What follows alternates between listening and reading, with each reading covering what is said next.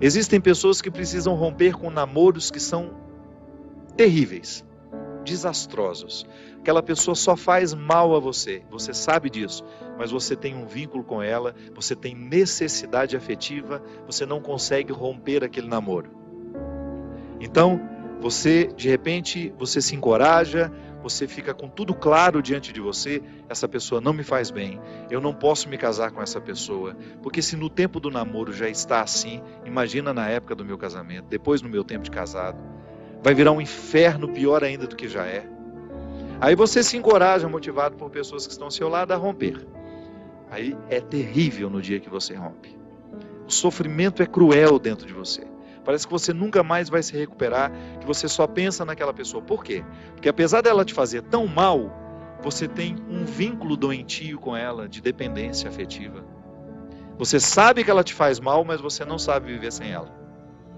Aí você começa a dar passos. A primeira semana é horrível. Você sofre, você chora, você não pode ouvir a música, você não pode sentir o cheiro, você não pode ver aquele pedacinho de não sei o que ele esqueceu lá na sua casa, que tudo aquilo é terrível. Mas de repente você começa a dar passos de libertação. É como se você estivesse andando na direção de uma terra que só vai te fazer bem. E um mês depois aquele sofrimento ficou melhor, 2 meses depois aquele sofrimento melhor, e de repente você não está nem mais lembrando. Claro que ainda existe ali um vínculo silencioso sendo desarmado, porque a dependência afetiva, ela não morre da noite para o dia. A gente precisa, é como se você fosse sufocando uma célula cancerosa com o processo da quimioterapia, sabe? Que você vai retirando a vida da célula cancerosa, que é a célula que nos mata. Aí digamos que 3 meses depois, você encontra de novo com aquela pessoa e você tem aquela famosa recaída. Aí pronto. O castelo que você estava construindo, o chão que você tinha andado, que tinha sido tão difícil, você joga fora e você volta para o Egito, você volta para a escravidão. Você faz o mesmo que os companheiros de Moisés queriam fazer, voltar a comer a cebola, voltar a comer o alimento podre, estragado. Aí você reata aquele relacionamento, porque ele é doentio e você não cuidou da devida distância que você deveria manter. Porque quando você tem essa dependência afetiva, você tem que estabelecer a distância, porque senão você não se cura. Você tem que parar de querer saber da vida daquela pessoa, porque senão você não se cura. Você precisa parar de ficar fuçando o Facebook dela, porque senão você não se cura. Você precisa parar de ficar investigando a vida. Onde que ela foi? O que ela está? Você tem que cessar todos os pontos que podem lhe fazer querer voltar para o Egito. Porque senão você nunca vai se libertar. Aí 3 meses depois você está bela e formosa já, matando a célula cancerígena, você vai dar mais uns beijos na boca, volta àquela dependência horrorosa e o inferno retorna na sua vida. Na sua primeira semana é até bom que está tudo voltando. Daqui a pouco, minha filha, você está num inferno pior do que você estava 3 meses atrás. É assim. Quando a gente não sabe viver o desconforto que nos edifica, a gente se boicota o tempo todo. É como parar de beber, é como parar de fumar. Você fica sem fumar 1 ano e você comemora porque você parou de jogar aquela toxina cancerígena no seu organismo. E de repente você vai lá e acende um cigarro de bobeira e aquele vício volta como se fosse um monstro capaz de te comer inteiro. Pronto. Todo aquele sacrifício que você fez dos primeiros dias sem fumar vão para o saco. Por quê? Todo aquele sacrifício vai para o saco. Por quê? Porque você não foi capaz de viver o desconforto de renunciar.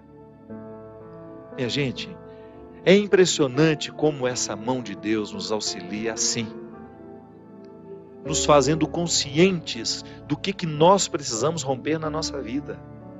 São situações que a gente precisa estabelecer limites para elas, porque senão a gente não vai ser curado nunca. A gente vai ficar eternamente doente na fila dos necessitados, chorando e mendigando um pãozinho de bondade do outro, um pãozinho de afeto do outro. Pelo amor de Deus, nós não fomos feitos para isso. Nós não fomos feitos para ficar arrastando dependentes afetivamente dos outros. A gente foi feito para amar. E o amor só tem sentido na nossa vida se for para nos edificar, se for para nos ajudar a atravessar o desconforto do deserto. Caso contrário, ele não faz sentido. Esse pseudo-amor, esse falso amor que às vezes a gente diz sentir um pelo outro, que não nos ajuda nos desconfortos do deserto. Eu preciso viver os meus desertos, você precisa viver os seus.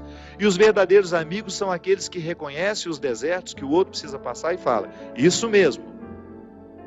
Vamos passar por esse deserto porque você precisa dele.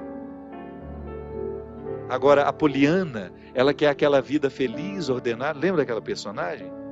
A Poliana, onde tudo era o jogo do contente, né? Para com isso. Assassine esse instinto infantil que existe dentro de você, que lhe faz ter medo dos desconfortos da vida. O desconforto da vida, quando bem vivido, ele só nos torna melhores. Tira essa máscara de coitadinha que você gruda na sua cara para os outros terem eternamente pena de você. Você só perde tempo na vida assim. Que bobagem! Deus nos segura na nossa mão é para a gente ter condições de atravessar esse deserto. Não é para ficar recaindo eternamente e voltar a comer as cebolas do Egito, porque a gente teve dó de nós, porque a gente teve dó do outro, não. A caminhada é para frente que se vai. E chega um momento quando Moisés chega diante de Deus e fala: agora você resolve essa situação, porque eu não sei mais o que fazer. Já construíram um bezerro de ouro no meio do caminho, já arrumaram confusão, já estão adorando até outras situações, então nem lembrando que o Senhor existe. Eles só não voltam porque está longe demais. Mas retornam de outra maneira, não retornam na geografia. Sabe? Eles não voltam geograficamente porque estava longe já do Egito. Eles morreriam no meio do caminho. Mas não voltavam geograficamente, mas voltavam afetivamente. Porque às vezes a gente já ultrapassou o território da nossa escravidão físico. Eu já saí da cadeia, mas a cadeia não saiu de mim. É assim que funciona. Eu já dei os passos na direção da minha liberdade, mas eu não fiz a conquista da minha liberdade. Eu não decretei a conquista da minha liberdade. Então eu fico afetivamente preso ao meu passado, lamentando as cebolas do Egito, lamentando o namoro que terminou, a situação que foi terminada, a amizade que foi traída. Então, quando Moisés está diante do Mar Vermelho, e ele fica apavorado, porque agora eles não tinham mais para onde ir, ou atravessavam o mar, ou voltavam para o Egito, e o exército do faraó já estava chegando para capturá-los. O que ele faz? Ele tem uma reunião particular com o Senhor, né? Uma audiência particular de urgência.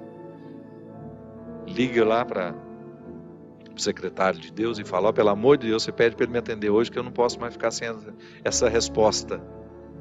O exército do faraó está chegando.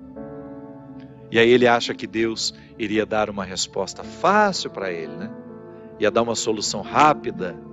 Não. O que Deus fala? Lembra, Gino? Lembra? Corre, né? Entra nessa água. Olha que frase forte. Diga ao povo que caminhe. Eu não vou fazer por vocês o que só vocês podem fazer. Eu vou dar todas as graças para que o milagre aconteça. Eu vou fortalecer a coragem de vocês, mas se não colocar o pé na água, se não desafiar este mar, ele não se abre. E foi o que o povo fez. Moisés à frente, certamente, cheio de medo também, né?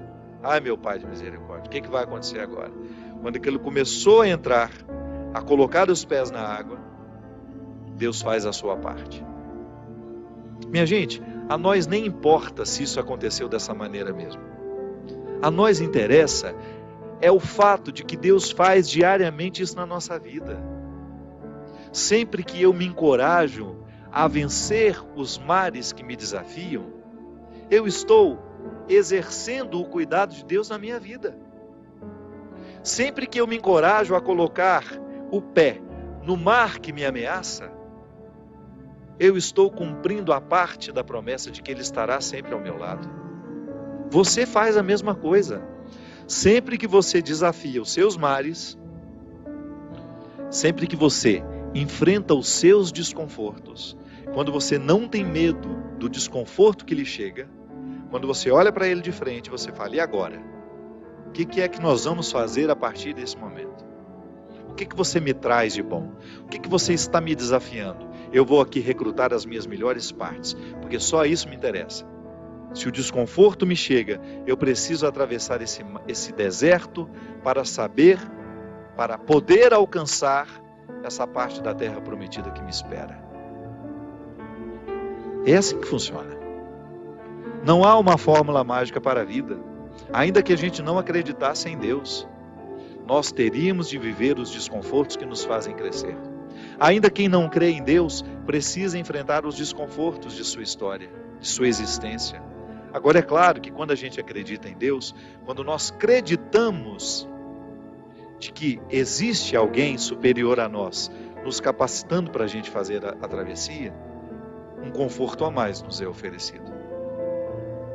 Por isso, baseados na experiência deste conforto que eu já fiz, que você já fez, em muitos momentos, quando essa mão de Deus cuidou de nós, e que a gente dá continuidade ao processo de caminhada, de enfrentamento.